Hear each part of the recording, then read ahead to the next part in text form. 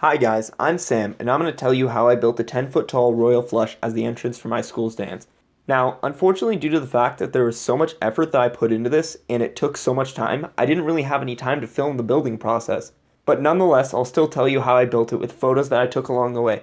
Okay, so how I started this was by buying a ton of 1x3s and 5 8x4 pieces of plywood. I then laid one straight forward on the ground and began to stack them over on the right and below on the left.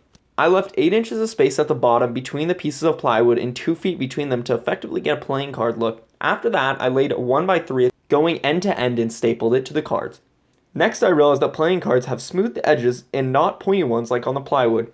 This presented a problem for me, so I ended up scaling a regular playing card curve up to my playing card size and found that about a quarter of a 5-gallon bucket was approximately the size of the curve.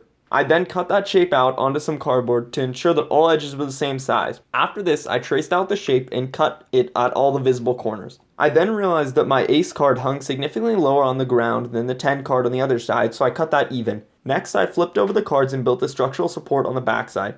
This proved to be quite complex as the plywood pieces were all on different levels. This meant that the 1x3s I was using floated in some areas, but in the end I successfully worked it out. I also made sure to build it into 2 pieces because I wanted to be able to have 2 halves for the entrance for storage and transportation. Once I finished this, I flipped it over again and cut the entrance and then cut it in half. The next thing I did was staple the structure to the plywood. After this, I then sanded it down so all the nails wouldn't show up when I painted. When I painted the entire thing with 2 coats of white. After this, I searched out for stencils that were the right size of my build but couldn't find any, so decided to make my own. I did this by printing out the letters and then cutting them out and painting over them in the spaces.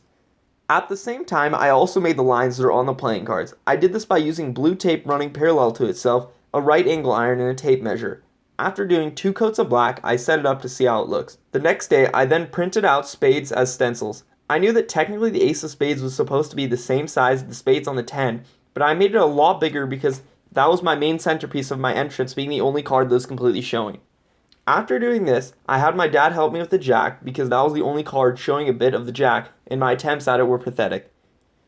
At this point in time, I thought I was done, but at the last minute, a few days later, I decided to add a sign above which said Monte Carlo, which is the name of our high school dance.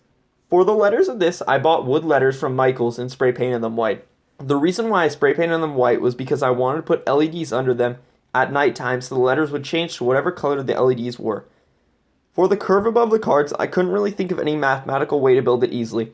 Yes, I know how to draw an ellipse using foci points, but finding the major and minor axis lengths sounded like more trouble than it's worth, so I measured 1 inch above the letters when I placed them out where I wanted them to be and cut that out.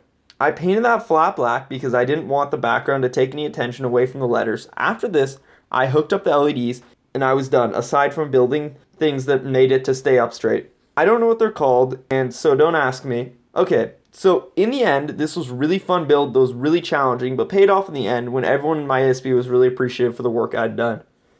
Lastly, if you have any questions for me to go into any more detail in the stuff that above, because I pretty much just went over it like at a glance, then feel free to ask me in the comments. Well, thanks for watching.